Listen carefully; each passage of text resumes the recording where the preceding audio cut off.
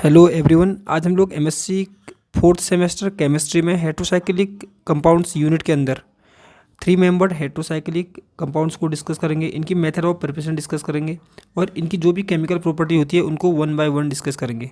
ठीक है, तो स्टार्ट करते हैं 3 membered heterocyclic compounds. 3 membered heterocyclic compounds क्या होते हैं? जैसे कि नाम से ही पता चल रहा है कि कुल मिला के कितने मेंबर होंगे? 3 मेंबर, 3 एटम होंगे, 1 2 3। ठीक है, 1 2 3 1 2 3, तब बोलते हैं इसको 3 मेंबर्ड हेट्रोसाइक्लिक। क्यों बोल रहे हैं? क्योंकि इसमें एक क्या है, एक हेट्रोएटम है। ठीक है, तो देखो इसको बोलते हैं हम लोग बोलते हैं एजिरिडीन, इसको बोलते हैं हम लोग ऑक्जाइरिन और इसको बोलते हैं हम लोग थायरिन। तो ये हमारे सिलेबस में है क्या है, एजिरिडीन, ऑक्जाइरिन और थायरिन। तो सबसे पहले हम लोग डिस्कस करेंगे कि एजिरिडीन क्या होता है, एजिरिडीन के बारे में डिस्कस करेंगे। तो सबसे पहले मैंने पहले ही बता दिया कि एजिरिडीन क्या है। एजिरिडीन क्या है कि एक सैचुरेटेड हेट्रोसाइक्लिक कंपाउंड है। सैचुरेटेड हेट्रोसाइक्लिक कंपाउंड का मतलब क्या है कि इसके अंदर डबल और सिंगल बॉन्ड नहीं है, सॉरी सिंगल बॉन्ड है, डबल बॉन्ड नहीं है। ठीक है, तो बोलता है सैचुरेटेड। कंटेनिंग 2 कार्बन एटम, एक कार्बन है एक कार्बन है, कितने एटम है? 2 कार्बन एटम हो गए। ठीक है, और जो इसके अंदर जो हेट्रो एटम होता है वो क्या होता है? वो होता है नाइट्रोजन एटम। ठीक है, उसको बोलते हैं एजिरिडीन। अब एजिरिडीन को क्या बोलते हैं? एजिरिडीन इज ऑफन कॉल्ड एजा साइक्लोप्रोपेन। ठीक है, क्योंकि जो नाइट्रोजन होता है, नाइट्रोजन का एक नाम होता है एजा, तो इसको एजा साइक्लोप्रोपेन भी हम लोग कह सकते हैं। ठीक है, तो ये तो हो गया एजिरिडीन का इंट्रोडक्शन।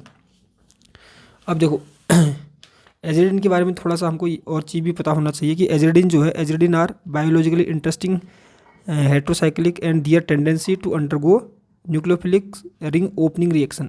अब जो एजिरिडीन है, एजिरिडीन क्या, जो भी 3 मेंबर्ड हेट्रोसाइक्लिक कंपाउंड होते हैं या जो 3 मेंबर्ड जो साइक्लिक कंपाउंड होते हैं उनमें एक क्या होती है, रिंग ओपनिंग रिएक्शन की टेंडेंसी होती है। ठीक है, वो क्यों होती है उसको हम लोग बाद में डिस्कस करेंगे, क्योंकि उसमें क्या होता है, स्ट्रेन होता है। आपने छोटी क्लास में पढ़ा होगा बेयर स्ट्रेन थ्योरी। ठीक है, अब उससे क्या होगा कि देखो aziridine are weakly basic as compared with other amines because of the increase scatter. जो एजिरिडीन में जो नाइट्रोजन होता है ना, नाइट्रोजन अभी जो दिखाया मैंने, जैसे ये है, ये एजिरिडीन है, इसका जो नाइट्रोजन होता है ना, इसमें एस कैरेक्टर ज़्यादा होता है। अगर जिसमें एस कैरेक्टर ज़्यादा होता है तो उसके जो लोन पेयर ऑफ इलेक्ट्रॉन होते हैं वो उसी एटम के साथ टाइटली बॉन्ड होते हैं, जिससे वो क्या करते हैं, प्रोटोनेशन के लिए अवेलेबल नहीं हो पाते हैं। अगर प्रोटोनेशन के लिए अवेलेबल इजीली नहीं हो पाएंगे तो उस वही क्या होता है, वो क्या होता है, वीक बेस होता है। ठीक है, तो ये हो गया, थोड़ा सा ये भी पढ़ लेना आप लोग। अब देखो सबसे जो इम्पोर्टेंट है वो है कि इसकी सिंथेसिस हम लोग कैसे कर सकते हैं। तो सबसे पहले हमने क्या है, गैब्रियल रिंग क्लोजर के थ्रू करेंगे। गैब्रियल साइंटिस्ट हैं, आपको पता ही है।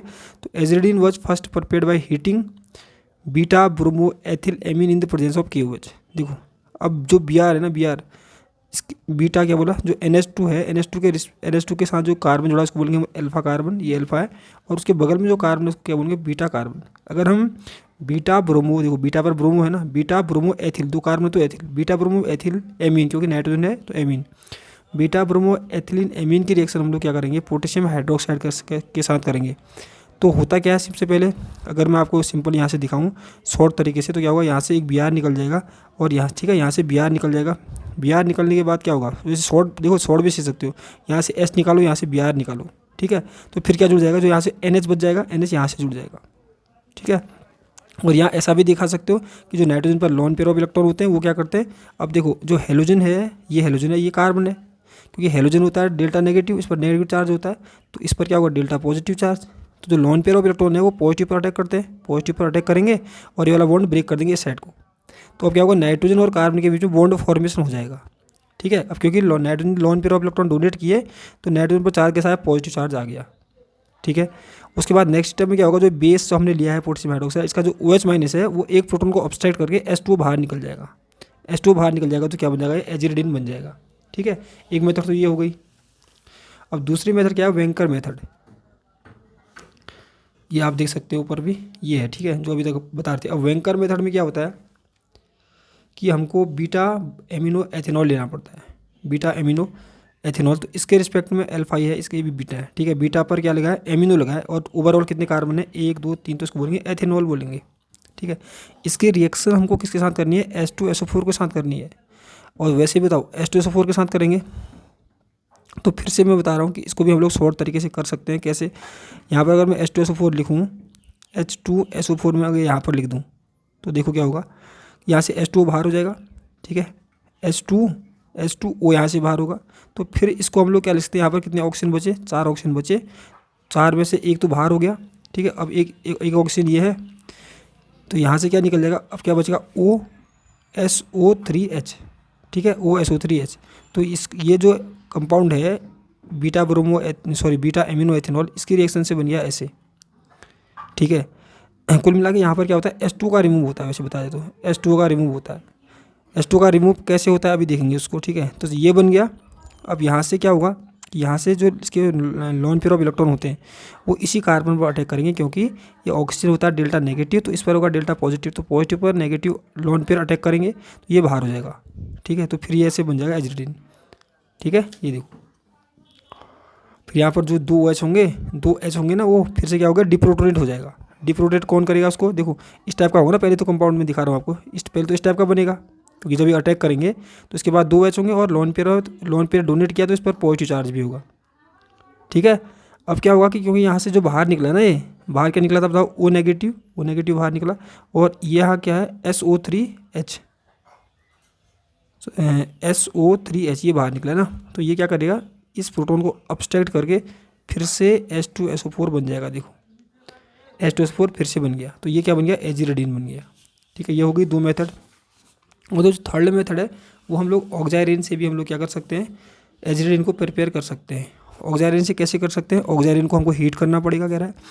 In this method oxirane is heated at 140 degree Celsius with substitution iminophosphorane, ठीक है। ये है जो है हमारा वो सब्स्टिट्यूटेड होगा, ये सब्स्टिट्यूट नहीं होगा, सब्स्टिट्यूटेड इम्यूनोफॉस्फोरेन है, ठीक है, under strict exclusion of moisture. तो H2O निकलने के बाद, तो यहाँ से ये भी आप इसको भी याद कर सकते हो, ठीक है। एक और होता है, ये है नाइट्रीन इंसर्शन मेथड। नाइट्रीन से भी क्या बनता है, नाइट्रीन क्या होता है आपने सुना होगा ये होता है नाइट्रीन, ठीक है, एक इंटरमीडिएट होता है। अब ये कैसे बनता है, जब हम लोग ये जो ले रखा है, ठीक है, इसको इसमें से क्या करेंगे, देखो यहाँ पर दिखा भी रखा है मैंने, इसको अगर हम लिखें तो इसको ऐसे लिख सकते हैं, कैसे लिखते हैं, 1 मिनट, दिख नहीं रहा होगा ना भाई, ये देखो क्या C2H5 है, C2H5 है, C है, ये वाला C है, डबल बॉन्ड O है, ये वाला O है, फिर एक ऑक्सीजन बचा तो ये लिख दिया। अब क्या होता है कि यहाँ पर जो नाइट्रोजन है ना, नाइट्रोजन को मैंने ओपन कर दिया, 3 नाइट्रोजन है, 1 2 3, ठीक है, 3 नाइट्रोजन है।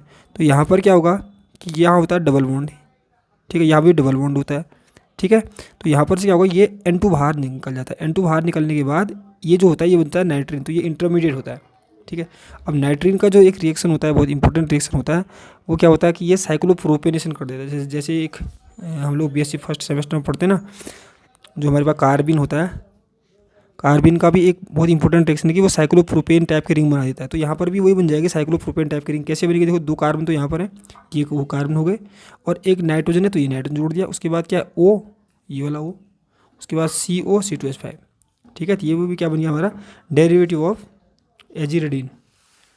और जो लास्ट मेथड है वो बहुत इंपॉर्टेंट है, वो है फ्रॉम येलाइड, ठीक है। येलाइड क्या होता है, जब अगल बगल में क्या होते हैं, प्लस माइनस होते हैं अगल बगल के एटम्स पर, तो ये है, इस पर नेगेटिव है, इस पर प्लस है, तो ये है हमारा डाइफेनिल सल्फोनिमाइड, ठीक है। अब इसमें भी सेम वही है कि ये हमने ले लिया, ठीक है, एक मॉलिक्यूल ले लिया, इसमें हमने इसकी रिएक्शन करा दी, ठीक है। सेम देख लो आप, बहुत ही सिंपल है, ये अटैक करेगा इस पर, किसी पर, इस पर भी कर सकता है, इस पर करेगा तो नेगेटिव आएगा, तो नेगेटिव आया, इस पर आगे तो नेगेटिव आएगा, ठीक है।